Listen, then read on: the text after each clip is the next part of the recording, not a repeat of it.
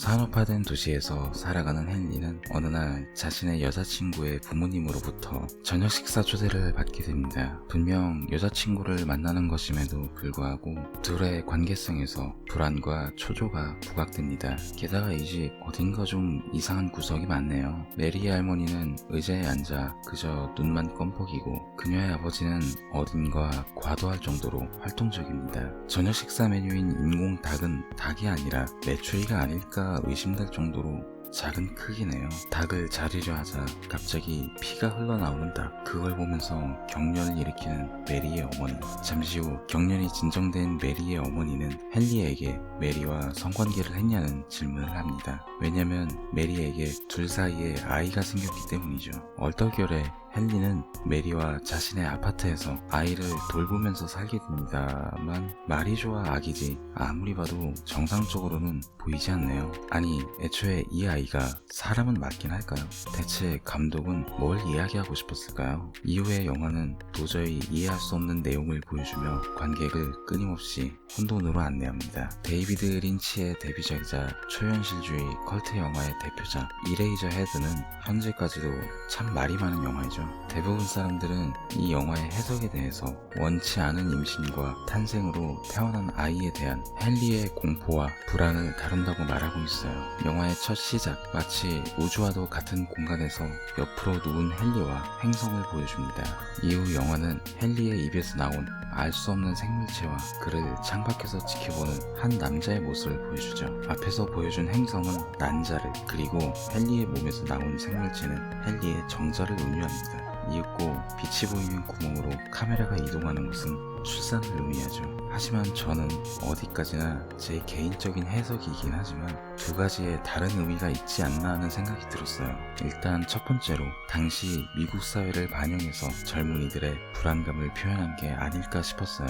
해당 영화는 1977년 개봉했지만 감독이 이 영화를 준비한 건 1972년부터 5년 동안 영화를 제작했다고 해요. 60년대부터 70년대의 미국은 그야말로 격동의 시기였죠. 미국의 베트남 전쟁 참전, 워터게이트 사건, 오일 쇼크, 여성 해방운동, 반문화혁명, 우주경쟁 등등. 영화에서는 이런 상황에서 고도의 경쟁과 발전으로 인한 삭막해지는 사회 분위기를 반영한 느낌이 자주 느껴져요. 헨리가 메리의 집으로 가는 장면을 볼까요? 마당에 심어진 꽃들은 전부 시들어버린 상태이며 어디선가 증기기관이 작동하는 듯 수증기가 뿜어져 나오죠. 보통의 집이라면 마당에 이런 게 있을 수 없겠죠. 헨리의 옷은 기본적으로 정장입니다. 그리고 윗주머니에는 늘 펜을 꽂고 있죠.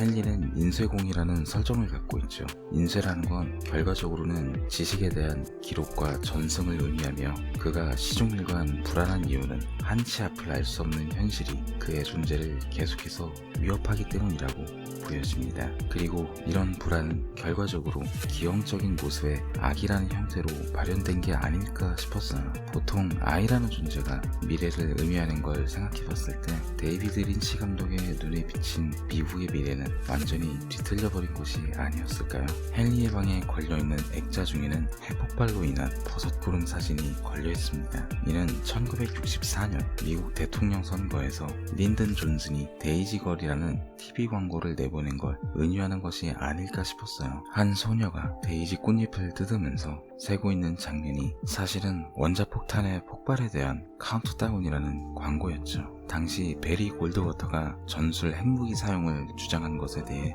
은유하는 소품이 아닐까 싶었어요. 두 번째 해석은 데이비드 린치 감독 개인에 대한 것이에요. 당시 감독은 돈이 부족해서 아르바이트를 하면서 영화 제작비를 충당해야 했고 이 때문에 영화 제작에 무려 5년이라는 긴 시간이 소비됐습니다. 혼란한 사회 그리고 미래를 알 수 없는 영화 제작, 완전 무명이었던 그의 입장에서는 시간이 지날수록 점점 더 불안해질 수밖에 없지 않을까요? 영화에서 등장하는 또 다른 특이한 소품이 있죠. 화분 없이 그저 흙 안에만 담겨있는 메마른 묘목이에요.